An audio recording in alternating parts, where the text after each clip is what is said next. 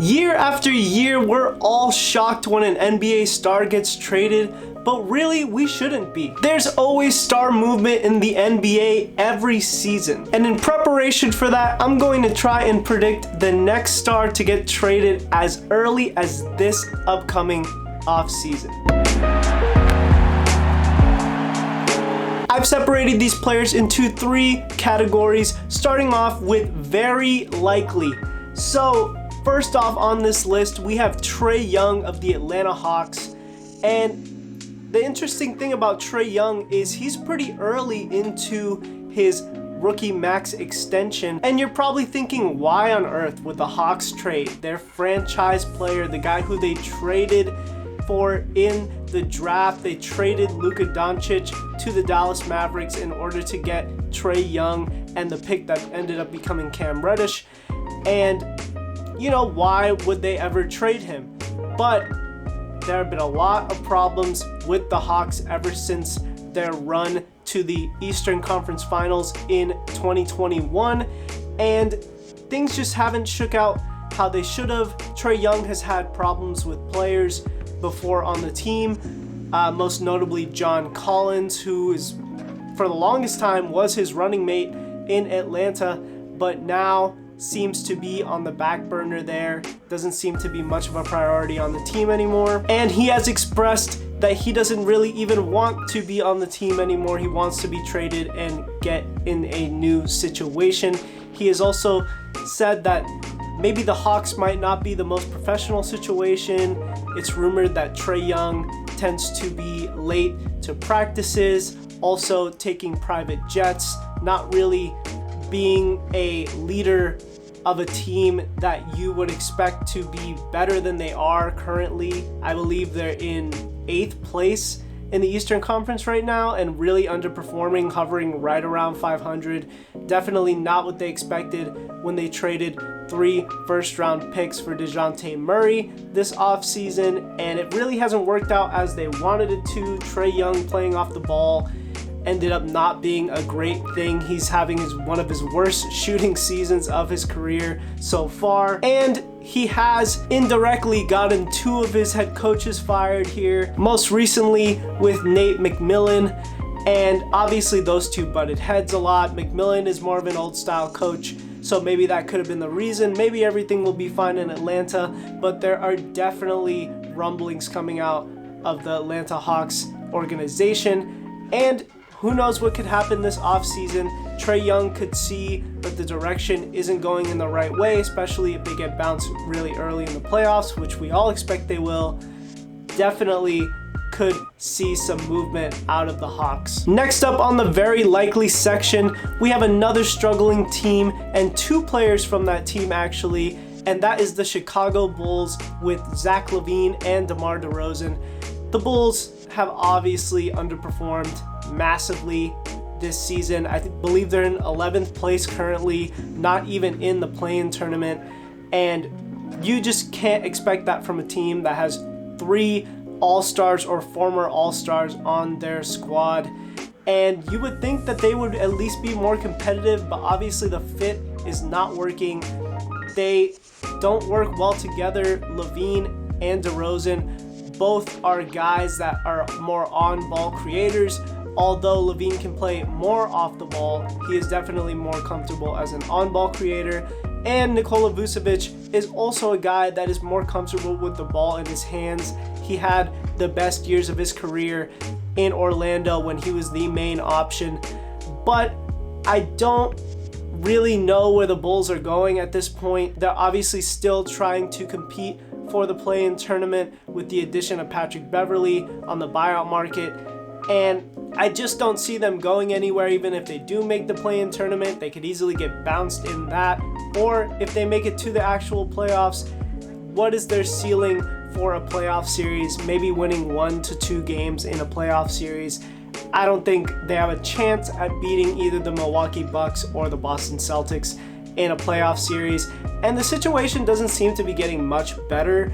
I mean, Vucevic is a free agent this offseason. So if you lose him for nothing, you traded Wendell Carter Jr., the pick that became Franz Wagner, and then potentially another top 10 pick in this upcoming draft to Orlando to really get nothing if Vucevic walks. So you'd think that they would probably have to pay him in order to at least get value out of him in some way, even if it's to trade him going forward. But all in all, this is a situation where the pieces just did not fit. DeMar DeRozan, really good signing, obviously in terms of talent, a couple summers ago, but the fit was never gonna work. He's not an off-the-ball spacer. He's not a guy that's great on defense. Neither is LaVine, neither is Vucevic. You don't have the guys to make up for that with Lonzo Ball looking to be out for a pretty long amount of time. Maybe he comes back next season, maybe he doesn't. We have no idea what's going on with his injury. Neither does he, neither does the medical staff. So we are just gonna have to wait and see on the Lonzo Ball situation. But I do very much see the Bulls exploring trades for DeRozan or LaVine. DeRozan seems kind of more likely. I just feel like more veteran teams would be interested in him, and he's on an expiring deal starting next season. He only has 1 season left on his contract, so the Bulls should definitely trade him to try and get value out of that asset. Now moving on to the next category here, which is definitely could happen with an earlier than expected playoff exit. And the first guy I have in here is Joel Embiid of the Philadelphia 76ers. And once again, why would you trade your franchise player? Well, a lot could go wrong for the Sixers in these NBA playoffs. They're looking great right now. They're looking really, really good. But we know the reputation of James Harden in the playoffs. We know Joel Embiid's reputation in terms of staying healthy in the playoffs. If they can really make a run, then they have nothing to worry about, right? But if they get bounced again in the second round of the playoffs, I think James Harden looks for a new home. You know, there's rumors about him going back to Houston, whether that's true or not. Doesn't make a difference. He could definitely go to another team. But Joel Embiid is definitely going to start to get disgruntled at some point. As much as he loves the city of Philadelphia and as much as they love him, he is going to want to win. A player like him who is injury prone and is a big man, they definitely need to get the most out of their prime because it's not as long as other players at other positions. And he is going to want to win a championship as badly as possible, you know, as soon as possible. And we'll see. We'll see what happens, but Philly needs to do well in the playoffs this season for Joel Embiid to stay happy. I think there's a similar situation going on with Joel Embiid's close friend and former teammate in Jimmy Butler on the Miami Heat. I think that Jimmy is probably thinking, okay, we made the NBA Finals in the 2020 bubble. We couldn't get over the hump there. We definitely had a good chance to win it in that season. We almost made the NBA Finals last season, forcing a Game 7 and what could have been a game-tying three-pointer by Jimmy Butler at the end of that game against the Boston Celtics, and again, couldn't get it done. Now, you start looking at, they're kind of underperforming this season. They're getting older. Bam Adebayo's having a great season, but Jimmy Butler has had an injury-riddled season, so is Kyle Lowry. That hasn't ended up being a great signing for them. Tyler Hero, as good as he is on offense, he's not good at all on defense. And Jimmy's got to start thinking, when are they going to get me another legitimate star scorer on this team that can help us get over the hump in the playoffs, in a playoff series when we can't buy a bucket? Am I going to be the only guy able to make offense happen, or are they going to get me some help here? And I think that it's definitely a possibility. It's not a high possibility. I know he likes the situation there, but he has had problems with the coaching staff and upper management. You know, he's kind of a tempered guy. When he's disgruntled, you'll definitely know it.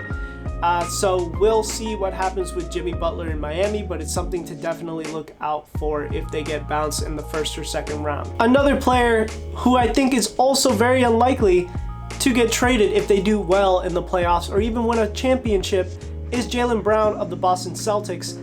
Although I could see a path to him wanting to leave the Celtics, which is if they fall short of making the NBA Finals, as well as if he feels like maybe he hasn't had the opportunity to have his own proper team as the number one option, and maybe he feels like he's better than what he's been getting in Boston. Him and Tatum make a fantastic tandem, but you never know with these guys. You know, egos definitely get in the way sometimes, and if that can't be put aside and if they come up short in the playoffs, he could definitely be looking to go elsewhere. Now looking on to some more likely guys to possibly ask for a trade, starting with Luka Doncic of the Dallas Mavericks. The Mavericks made their all-in move when they traded for Kyrie Irving at the NBA trade deadline. They gave up a pick far into the future in 2029, unprotected. So they are definitely looking to try and win as soon as possible with Luka Doncic and not waste any of his young prime. But as we've seen so far, the results haven't been great with Irving and Doncic on the floor together. They lost a lot of defense in that trade.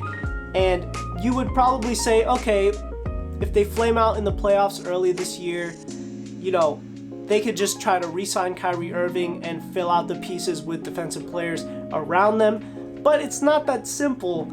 You can't really rely on Kyrie Irving re-signing automatically. He's obviously going to test free agency no matter if he stays in Dallas or doesn't.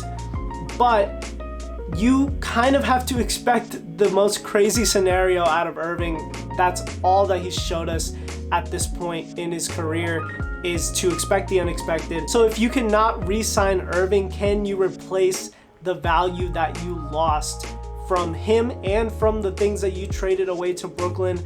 I'm not sure that they can recover from that. And then going into the following season, if Doncic gets disgruntled because they're once again having a poor start to the season, he's having to carry the load just like this season. I don't know. I think Luka Doncic could request a trade from the Dallas Mavericks. And then finally, in this playoff dependent category, we have Karl Anthony Towns of the Minnesota Timberwolves. The Timberwolves also tried to make their all-in move this summer by trading away basically 5 first-round picks for Rudy Gobert, and that fit has been absolutely horrendous. Karl Anthony Towns has been hurt for most of the season, and I know some people might try to blame the Timberwolves not doing well because of that, but they were also struggling when he was on the court with Gobert. It's just not a good pairing. It was never going to be a good pairing. 2 7-footers that can't guard on the perimeter just makes no sense. Rudy Gobert is not a offensive threat whatsoever unless he's standing right next to the basket, and you know, it was just never going to work out.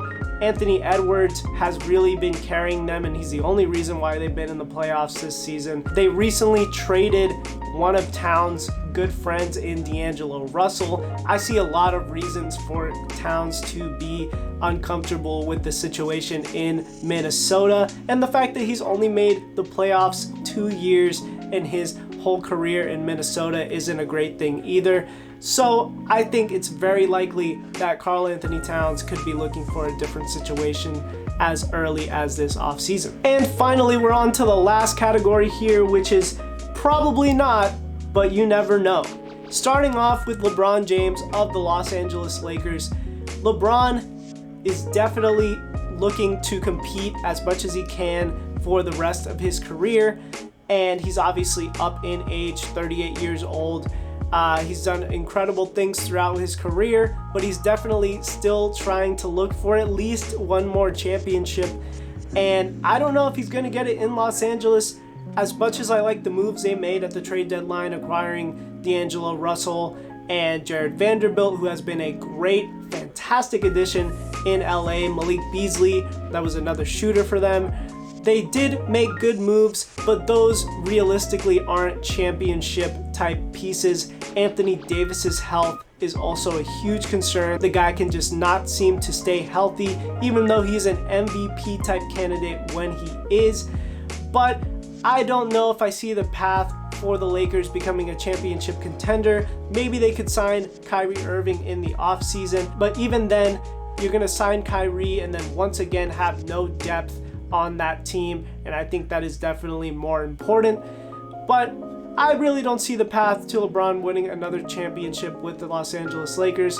They could definitely stay competitive, but I don't see them winning another one, and that is why I feel like LeBron could definitely possibly request a trade. Next up is the perpetual trade rumor guy in Bradley Beal. It feels like they've been saying he's going to get traded for years now, but that still hasn't happened. He signed a huge max contract with the Washington Wizards, making $50 million a season. It is a huge contract. He's probably not even worth that contract if you think about it. He's definitely not a #1 option on a championship level team, but nonetheless, he got his bag from the Wizards, which was definitely his biggest priority. And now that he has his bag from the Wizards and managed to get a no trade clause on his contract, which is absolutely insane. Only the best of the best get those type of clauses in their contract. He can veto any team that he doesn't want to go to in a trade, so he can basically just choose his trade destination.